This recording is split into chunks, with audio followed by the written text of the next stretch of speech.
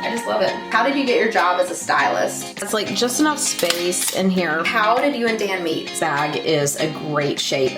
Hey guys, my name is Christian and I'm a personal stylist at Nordstrom. I've been working there for 16 years this fall.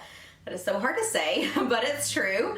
And it has been the best job of my life. I absolutely love my job. I love what I do. And that naturally went into me starting my blog about 4 years ago. I decided to start posting my outfits of the day.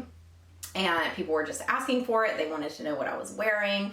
And I just started doing that on Instagram. So that naturally kind of turned into starting a blog. My good friend Jacqueline Hill, I was standing in her closet one day and she was like, you know, why don't you have a blog? Like, why haven't you started this?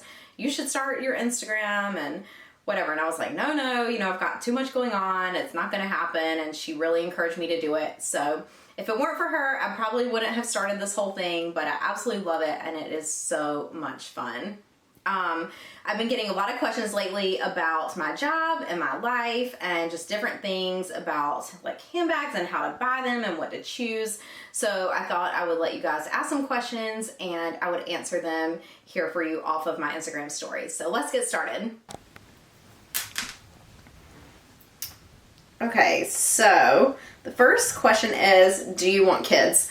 Yes, I do want kids, and the plan is for us to get started kind of right away. So we'll see what happens, but we definitely want kids. The second question is, what is your favorite splurge purse designer? Chanel, for sure, hands down. Anytime I can get my hands on one, and it's like something I really love, and I know I'm gonna have it forever, hands down Chanel. What is the best way to style on a budget and with kids? That's a great question. I would say, well, with me being a personal stylist, I think it's best to have a stylist, like have someone help you. At Nordstrom, there's no charge to have a personal stylist, and they can really work within your budget and select options for you that will work within those price ranges and really maximize what you need. So I would say get some help with that, because I think it would be really hard to do that with like limited time. You have kids, like you're spread really thin. So having a stylist where you come into the room and everything is set up, you don't have to do anything, the prices are what you want to spend, it's within your budget, and you're in and out really quickly, that would be my best suggestion. Let's see the next one here. Do you stuff your bags? Sorry guys, this is all like so random. Do you stuff your bags when not using them? Yes, I do. So here's an example right here. So I actually keep the original stuffing, and when I'm not using them, I roll up, this is the long strap. So I roll that up and put it inside and then put the stuffing back in here. Okay, the next question is, what is my favorite account to follow on Instagram? That's hard. There's so many. But I would say that I love following Emily Gemma. I know her personally. She's just such a great girl. I followed her probably, ever since I started my blog. So from the beginning, she's kind of one of the OG bloggers, I would say. And I just think she's such a sweet girl. She's so classy and she's freaking goals. Like, she has a baby. She looks amazing right after. She never, you just feel like she never misses a beat. And I like her a lot. And then I would say one of the newer accounts that I like to follow is, her name is Kathleen Post.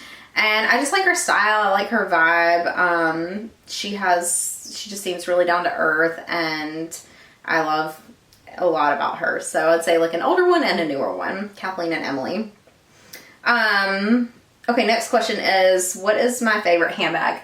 So this one for sure, hands down. This is my white Chanel. And this is another good thing you guys can see. So when I'm not using this one, I put the chain on the inside and really keep these in great shape to try to preserve them. But so this just comes up like this. But I love this bag. It's just so classic, and I know it's something that I will have forever in my life. It goes with everything. I don't know, there's just something about it. I just feel really amazing when I'm carrying it, and I just love it. I love the color, I love the hardware, I love the size, and I love what it stands for. Which designer purses, like a small going out size, would you recommend? My favorite okay, well these all three are right here in a row. This is my favorite size for going out. I also, really love the Celine Nano. I would say these are a great size. They're actually called a wallet on a chain. I've got the chains like tucked inside. It doesn't have to be Chanel, but like even Rebecca Minkoff, like other designers make these, and they have slots for your cards as well as like just enough space in here for basically like your phone, a lipstick, a key, maybe sunnies, and you're good to go. So the wallet on a chain is for sure my go-to size for going out.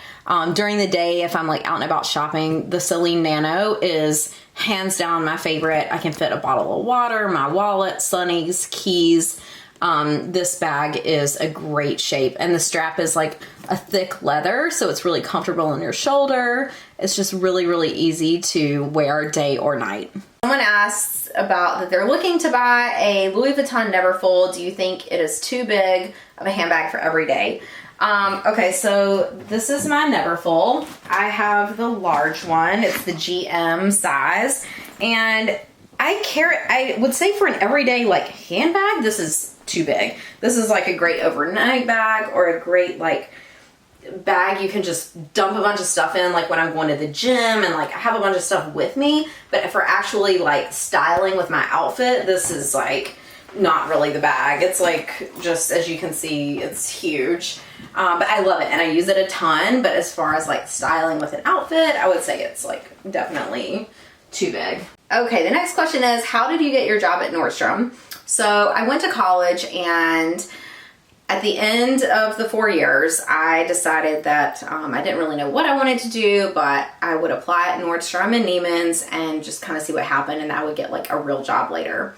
And I got hired at Nordstrom as a salesperson, and it just turned into this, to be honest with you. It turned into a real job, and I've done it now for 16 years. It has turned into a complete career.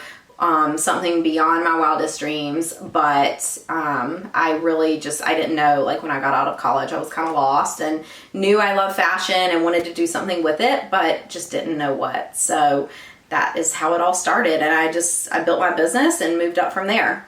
Okay, the next question is, how did you get your job as a stylist? So I started working at Nordstrom as a salesperson. I did that for a couple years and decided I wanted to kind of climb the corporate ladder, and I moved into management. I did that for 5 years. It went really well. I had a great experience, but I realized after that I kind of just wanted to work for myself. And so I actually moved from Charlotte to Tampa. And when I came to Tampa, I decided that I just wanted to start working by appointment and building my business here. There was a great niche for designer here in Tampa, and I started working the sales floor, and I worked really, really hard to just start working by appointment, and I started setting appointments for my customers, and that just naturally turned into being a stylist. After I built my clientele up to a certain point, then I began to start my career as a stylist, and I've done that now for 6 years. So in the beginning, you kind of have to like put in your time on the sales floor and take walk-ups and like just get to know people. It's kind of like being a hairstylist. I always relate it to that. And I think it's just, you have to put in the time in the beginning to build that up, and then once you kind of get it to where it is, then you can be a stylist and work solely by appointment. Okay, the next question is, what would be your advice for a new blogger? I would just say the best advice is for you to stay true to who you are. It's easy to get caught up in like looking at a ton of people's pictures and like feeling like you're not good enough or whatever it is. You compare yourself to other people, but just staying true to who you are and being yourself is the best advice that I could give, and to never give up, to keep going if it's something that you really believe in. Anything worth having, I would say it never happens overnight. That's one of my favorite kind of sayings to live by. And it takes work. So never stop working for it. If it's a dream of yours, keep going and never give up. The The next question is, do you own any pre-loved bags, and any tips on how to grow a luxury bag collection? So yes, I do. I bought my favorite one pre-owned. It's not something like you can get or Chanel makes really season to season, and I knew I wanted a white one with gold hardware in that size, so I did buy that one pre-owned. And I would say just the tips on how to grow a luxury collection is buy one at a time. Like, I saved up, I bought the one that I really loved, and got one at a time. This one down here, this Balenciaga, was my first handbag, and I don't think I'll ever get rid of it, but it was my first one, and I still really love her. I don't use her as much, but I will never get rid of it because it was the first one I ever got. The last question is, how did you and Dan meet? So I love this story because it was truly something, I think it was fate, and we actually ended up going to the same country music concert. We both love country music, and my best friend was out of town, who I normally go to my country music concerts with. So I asked my other good friend if she was going, and she was like, yes, I'm going, come tag along with us. Luke Bryan was in town, and I really wanted to go see him, and ended up watching the entire concert with my girlfriend. And at the end of the concert, I kind of noticed Dan, that he was there, and we were walking side by side and just talking. Honestly, I was really tired, and I almost didn't even go to the concert, but I'm so glad that I did, because we ended up meeting that night, and pretty much the rest is history. Thank you guys so much for watching and following along with me for the past several years. It means so much to have you guys all here. It's been an amazing journey, one I wouldn't trade for the world, and I want you to know how much I appreciate each and every one of you.